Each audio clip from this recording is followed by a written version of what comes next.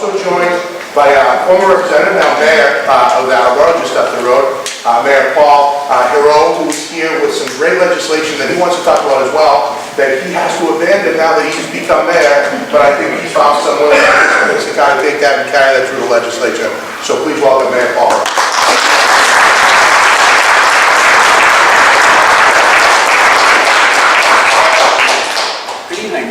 Nice to be here again. I've been coming to several of these meetings, not every one, but I think starting probably around mid-2016 or so. It was May or maybe September. I believe it was Paul Jakes in the back who invited me to the first one. And I did. I filed 4 bills that, there's 2 people who are running to succeed the seat that I had.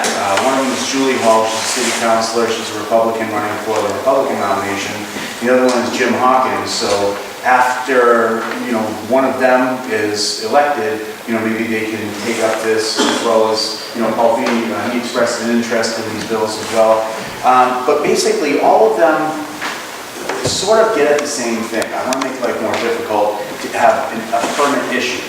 So if you didn't know already, the legislature, we write bills and those become laws. But the executive branch, they basically do regulations. So that's the difference between a regulation and a law. Regulations are set by the executive, laws are basically adopted by the legislature. So the way it works though is that laws always trump regulations at the state level. We basically want to go attach stuff to the Commonwealth of Massachusetts regulations. So the one that I was looking at was the Department of Environmental Protection under its Operating Permit and Compliance Program. Now that's 310 CMR 7.00 Appendix C. So this is their permit to that they would give Spectra or any other energy company authorization to open up a compressor station.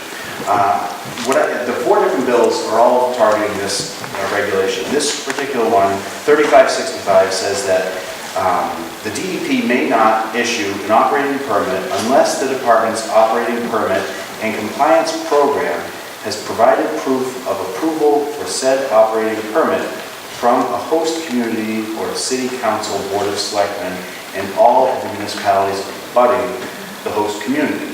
So basically that finally gives a community like Rehoboth, as well as the surrounding communities, Attleboro, Seacon, some type of leverage to say the permit shall not be issued, may not be issued, unless the Board of Selectmen or the City Councils approve of it. So that's one of them. Under the same thing, the 3 other bills that I filed, they all attach kind of restrictions to DEP issuing permits. Another one says that DEP may not issue a permit within 1.5 miles of a school or a park. Another bill says that DEP may not issue a permit within 1/2 mile.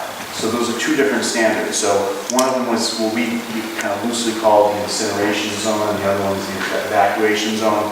So after doing a little bit of research, it was sort of about like 1/2 mile versus 1.5 miles. So I filed 2 bills. If the 1.5 miles was too restrictive, then maybe 1/2 mile was a little bit better.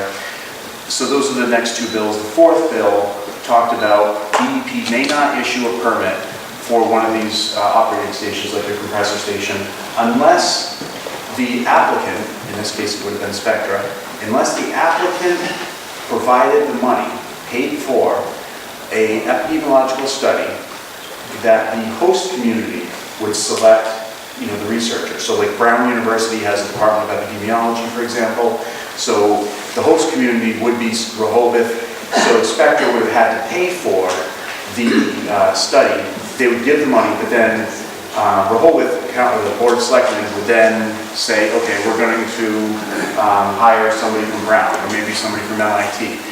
That right there would scare them out of even wanting to come here, because if we have the baseline data and they're paying for it, but we're selecting who does it, so there's no bias, that would make it so that the liability from the health consequences of these compressor stations would just be astronomical. It proves that they are cancer causing. So those are the 4 bills that I had filed as a representative.